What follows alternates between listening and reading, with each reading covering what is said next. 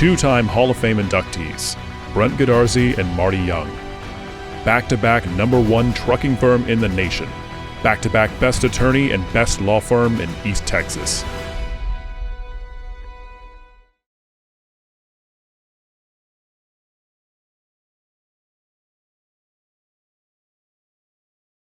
Hello, Buckeye Nation. Jeff Rash here, and welcome to the Gilmer Coaches Show. I'm joined today by the 3-0 head coach of the Gilmer Buckeyes, Alan Metzel. Alan, congratulations on another win. Thank you, sir. It's good to be doing well. The kids are playing good, and we're improving.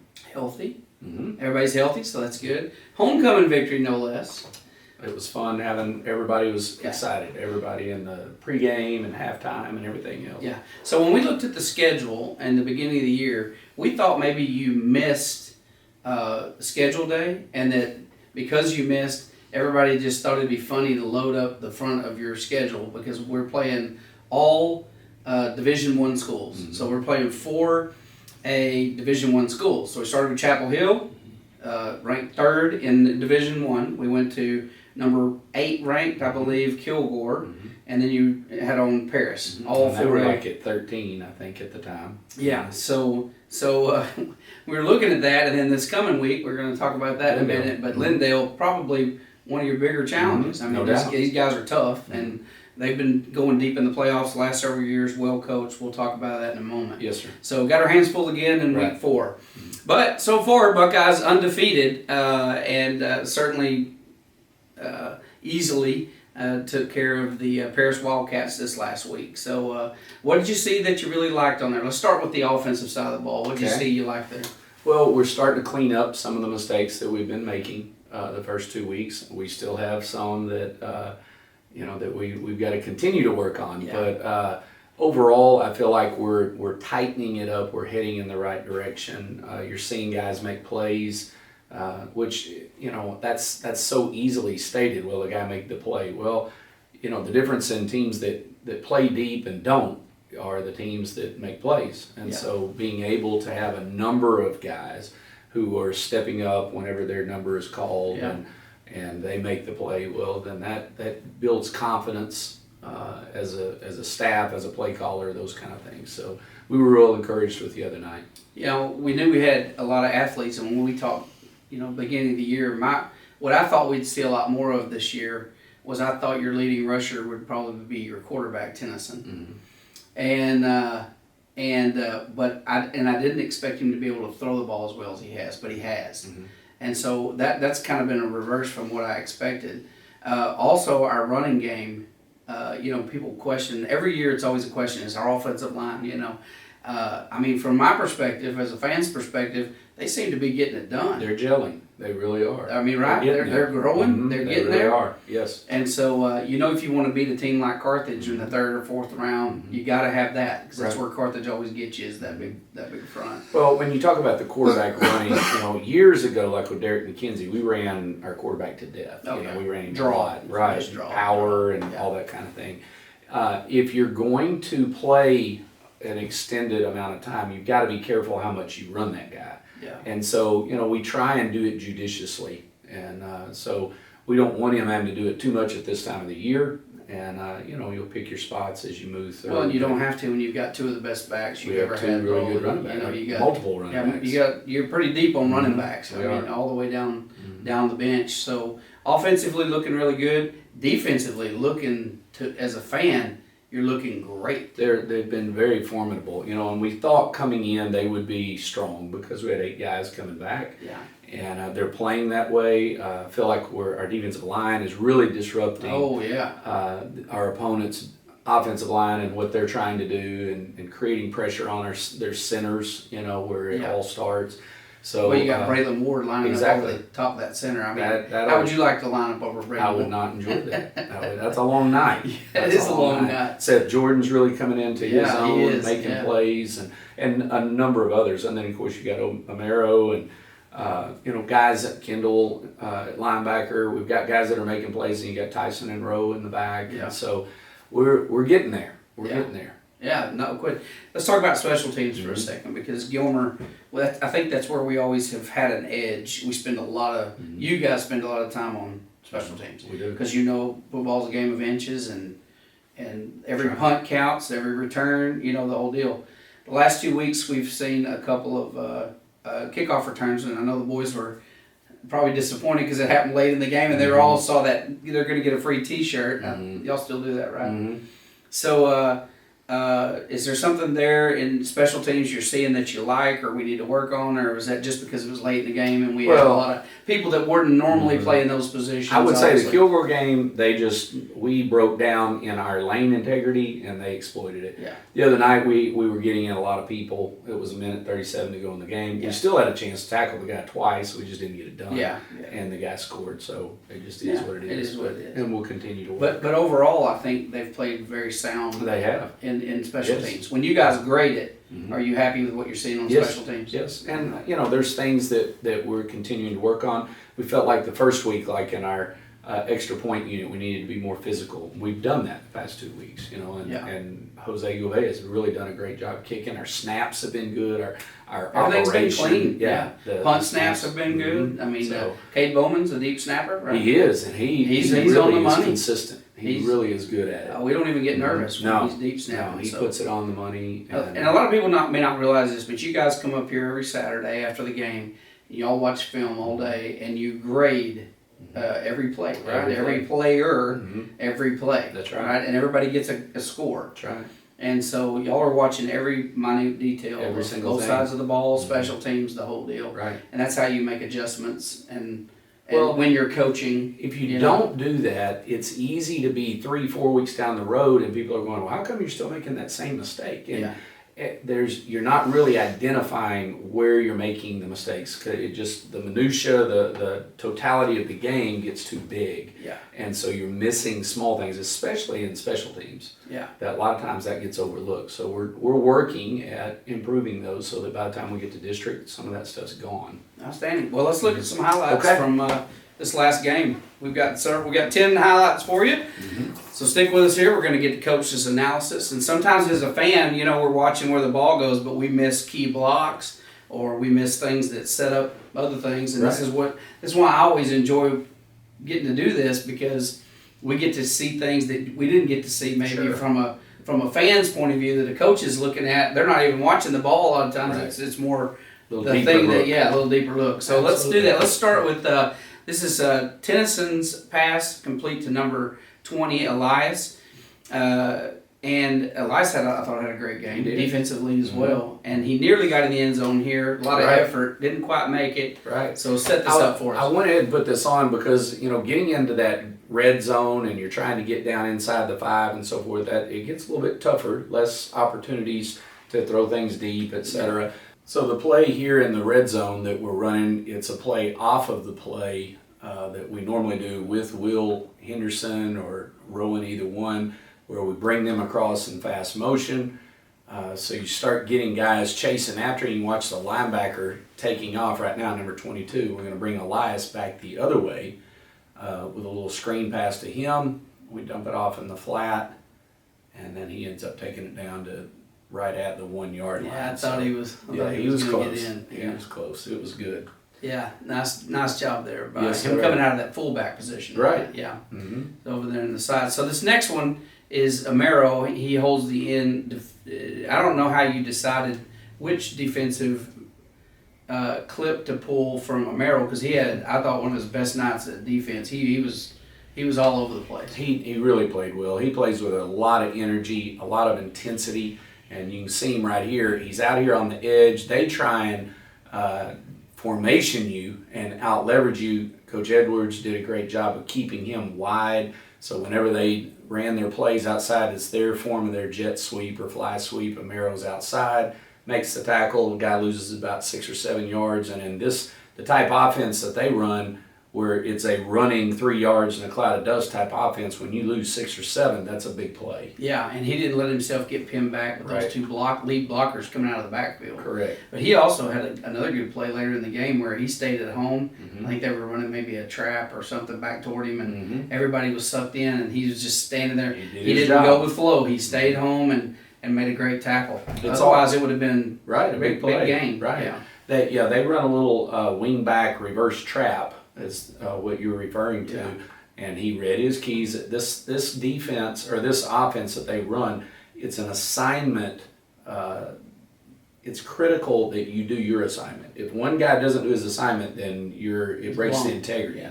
And so he did his, and it was a minimal gain, and we moved on. So it was good. Okay, this next one is back to the offensive side of the ball. This is Ashton Haynes' big 4th down run. Yeah, 4th down and 1. We just crossed the 50. And, it's pretty important at this point in the game to continue the momentum, get this first down. So first we'll focus on Ashton and his run.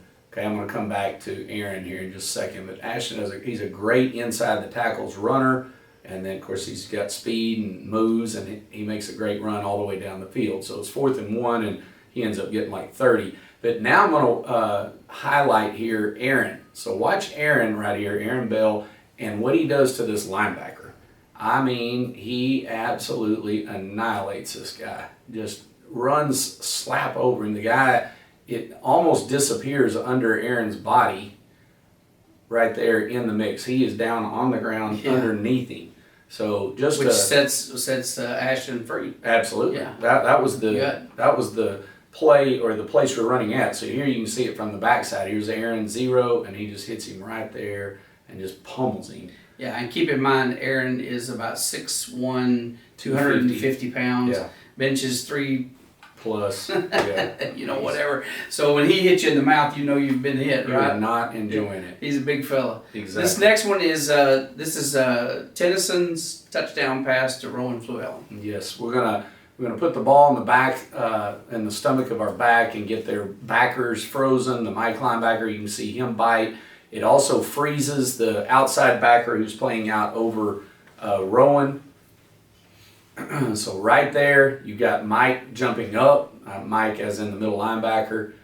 The outside backer stays frozen. Here comes Rowan right behind the backer, and amazing job of going up and getting the ball. I mean, he's got a good vertical. It's like he jumped and then somehow went up higher. So I don't have that ability in my body. That's not in your repertoire. That's not in my skill set. And but he did it, and it looked beautiful. We've got at least 2, if not 3, receivers that have an incredible vertical that don't mind going up and fighting for the ball. Tate doesn't mind going up. Right. We've talked about that several times. But these guys go up and fight for the ball. It's what you want is a physical receiver, not just one that can catch and run. You want one to fight for the ball. Go get it. So Rowan, of course, has a good game. Both sides of the ball, offensively and defensively, normally. This next one is Seth Jordan, who's really, you mentioned earlier, he's coming along. And this is a sack that forced a fumble. Okay, so here's Seth. I've got him highlighted here. Watch him come off the edge and just pummel the quarterback right there. Bust the ball up in the air. We've got a number of Buckeyes jumping on. I think Chris Kean ends up getting it in the end, but great job. His ball get off was tremendous. And so by the time the quarterback even just sets up right there, it's over. He never had a chance, did he? Mm-mm. Yeah, they were the whole penetration of the defensive line, they didn't know who to pick up. That quarterback never had a chance on that shot, unfortunately for him. This next one, we're back on the offensive side of the ball. This is Cade Bowman's touchdown pass. You bet. So again, being able to move the ball around, put it on different people. Obviously, we talk about Rowan a good bit, and rightly so. Tarek Tate, you've already mentioned. Our running backs, but then you've also got Cade, who had a big touchdown last week against Kilgore. Follows it up this week with a long touchdown reception. Caden's a little bit late on the throw here. He's probably needs to throw it about right now. He hesitates a little bit, but he's got such a strong arm, he guns it in there. Okay, so on the broadcast, that's funny that you say that, because I called to show my ignorance. I showed him, I see how he stuttered right there. I felt like he wanted to place the ball down. I didn't realize that's where that pass was intended to be thrown. I thought he showed composure by pulling up right there, kind of stuttered, and then waited for him to get in the open field. But he should have actually released. He should have led him to the hash. Okay, I got you. To the hash. All right. When we're talking about the highest level, Yeah. because a lot of times he won't be open right there. Okay. And you're going to throw it to the hash, and so he accomplished it. We just like it to be a little bit faster, half a second earlier. Absolutely. See, that's one of those things without knowing how that play's designed. Sure. We're looking at it going, oh my gosh, he showed composure in the Well, pocket. he did. Yeah. And he did. And he made a great throw. we're preparing for, the highest level when there's a flat defender out there and you got to throw it around him. And we're always trying to get him to the hardest level that you're going to have to face. Carthage is not going to give you that one. Correct. Yeah, that free safety is going to be standing there. That's right. It won't be that easy. Yeah. All right. Well, this next one is one of my favorite plays of the night, or series of plays. This is the fourth line goal line stance, and I think everybody in the stands really, when that get down into the 5, these last couple of years, last year, that really, I don't know what happened. I don't know what changes were made or what, but last year we made a lot of inside the 5. They'd be first and goal from the 5, and we made in 4 stops. Right. And they've done it this year. They've been real stingy inside the red zone in general, but especially inside the 5, and they did it right here 4 times. Well, it's a pride thing, and the guys, they've got a lot of momentum going right now. Like you say, they were able to accomplish that a good bit last year, and so it gets down in there, and then it's the mano-a-mano type of deal, and they rose up, and so this is the 4th down stop. Down here you can see I've got 3 circles because everybody on that side of the line just gets great push right here, and so you see Seth grabs them, and then here comes the troops rallying and gang tackle. So tremendous team defense on that play right there, and gets us the ball back before halftime. Yeah, that was awesome, and these guys get fired up when they stop them 4 times. That was pretty incredible. Yes. Great goal line stance there. This next play we're going to look at also includes Seth Jordan, and this is where he recovered a fumble. You bet. So here he is. And you can see our D-line, they're going to get off the ball again at a great rate. You can see our nose guard, there's Braylon. He's blowing through and almost hitting the quarterback, as fast as the snap is on the guy. And then you see Seth coming through, seeing the ball on the ground, and dives on it and gets us the ball. It's turnovers, you can get lucky and get 1 or 2 every now and then, but when you're creating them in bunches, it's because they're doing specific things. They're getting into the backfield, they're raking the arms of the ball carriers, the quarterback, whatever the case may be. It's a mindset that you're trying to create, and our guys are really doing a good job with it right now. Yeah, this next run is Will Henderson's touchdown run. I think we're going to see a lot of those over the next 3 years. That's the plan. This guy, he can run as good as anybody in the state of Texas. But one of the reasons I really highlighted this play is because of the blocking on the outside. Watch Elazar Posada here. Watch him hook Paris's defensive end right there. And that's a tremendous job getting position on him. So watch him get the edge right there. Then you're going to see Brendan Webb. Watch him get their linebacker. He had a great game, too. Great job right there. With hands inside. There's no penalty right there. That's just tremendous blocking. And then Cade Bowman out on the edge. It's the difference in a 5-yard gain and a touchdown. Yeah. Watch him out here on the edge. Shields his guy. With his guy, and he just goes in untouched. So he walks in. Everybody sees the running back. Not everybody saw Elazar and Brendan and Cade. It is awesome to watch. Yeah. That's everybody did their job. Nobody missed an assignment. That's exactly right. And so good things happen. That's the way. I don't understand it because this is the way y'all draw it on the board for them. Why don't they just do it every play? Yeah, it's easy. Yeah, it's easy. I don't know why everybody doesn't. Yeah. And this last one, this last touchdown is a kid that I'm familiar with. This is a Braden Rash touchdown late in the game. Braden does. It's the same play that Will scored on, and so we're running an outside play with the running back because they're bringing pressure up inside.